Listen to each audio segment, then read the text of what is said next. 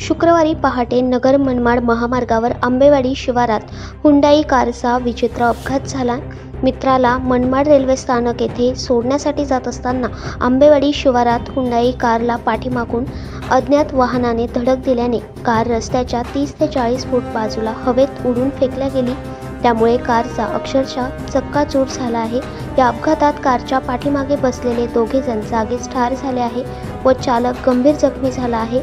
आकाश रमेश पवार, निलेश दगू शेवाळे हे दोघे राहणार सावरगाव, तालुका येवला असे ठार झालेल्या व्यक्तींची नावे असून शुभम गंगाधर पानमळे असे जखमी झालेल्या चालकाचे नाव आहे।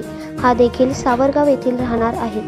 कारचा एवढा चक्काचूर झाला होता की दोन्ही मृतदेह पत्रा कापून बाहेर काढावे लागले। घटनेची माहिती समजताच स्थानिकांनी घटनास्थळी धाव घेत मदतकार्य केले। खासगी रुग्णवाहिकेद्वारे दोन्ही मृतदेह उपजिल्हा रुग्णालय येवला येथे आणण्यात आले असून जखमी चालकावर उपजिल्हा रुग्णालय येवला येथे उपचार सुरू आहेत। तसेच या अपघाताचा पुढील तपास पोलीस करत आहेत। दैनिक भ्रमरसाठी प्रतिनिधी दीपक सोनवणे, येवला।